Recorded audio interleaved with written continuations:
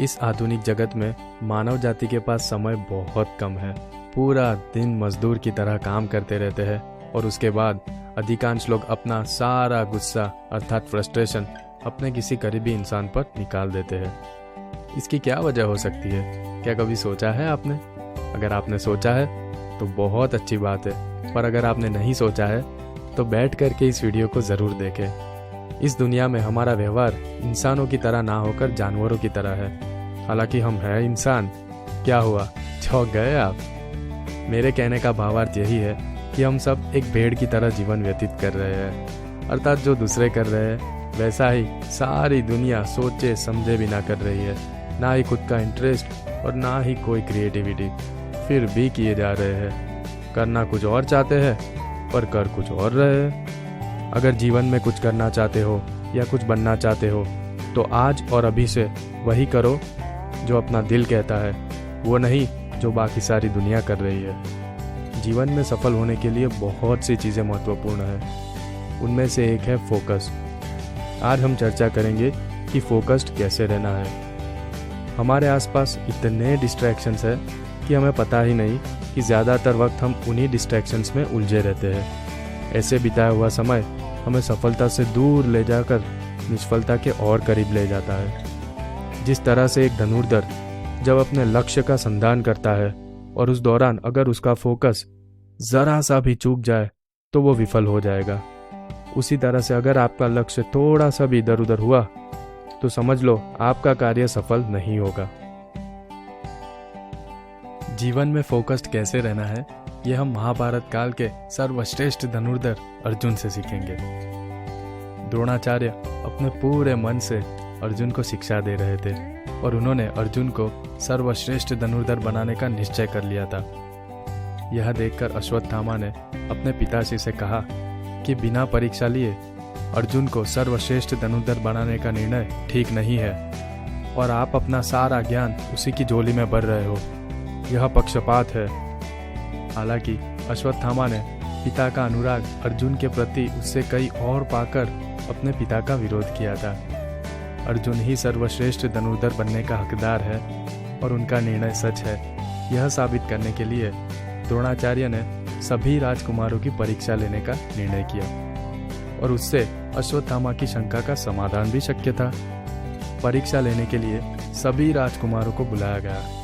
द्रोणाचार्य ने वृक्ष पर एक पक्षी को बांध दिया।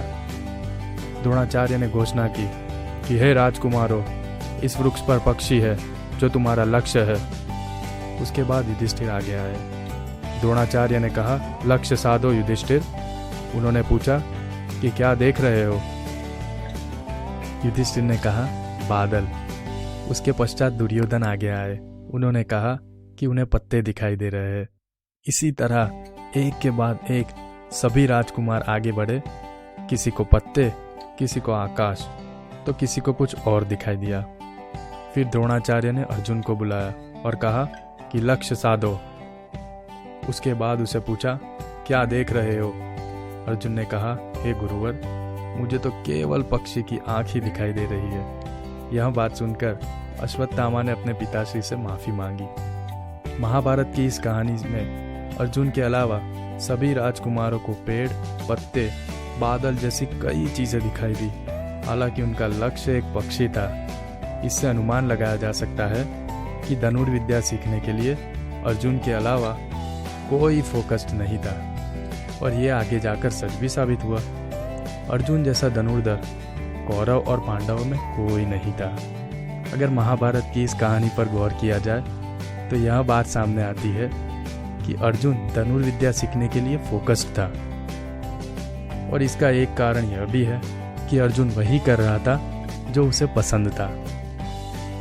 अब हम अगर महाभारत काल से बाहर निकलकर आज के आधुनिक काल की चर्चा करें तो पाएंगे कि अर्जुन जैसा श्रेष्ठ व्यक्ति शायद ही कोई होगा।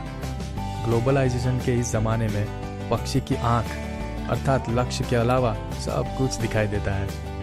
आज के मॉडर्न ज़माने में सोशल नेटवर्किंग साइट्स, गैजेट्स और लैपटॉप या कंप्यूटर्स को पत्ते, आकाश, बादल के साथ जोड़ा जा सकता है, अर्थात ये सभी डिस्ट्रैक्शंस है।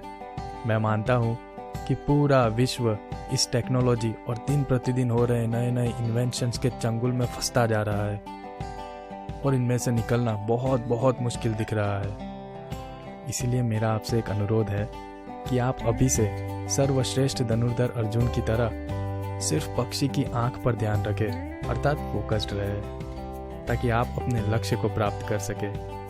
ध्यान रहे, जरा सा भी फोकस इधर उधर हुआ तो लक्ष्य चूक जाएंगे। अब चॉइस आपके पास है, सर्वश्रेष्ठ व्यक्ति बनना है या ऐसा व्यक्ति जिसका ना ही कोई लक्ष्य है और ना ही कोई जीने की वजह। मैं आशा करता हूँ कि इस वीडियो में बताई गई अर्जुन की कहानी से ज़रूर आपने कुछ सीखा होगा। आप भी अपने क्षेत्रों में सर्वश्रेष्ठ सफलता प्राप्त करेंगे। अंत में सिर्फ इतना ही कहूँगा कि ध्यान सदैव पक्षी की आंख पर ही रहे।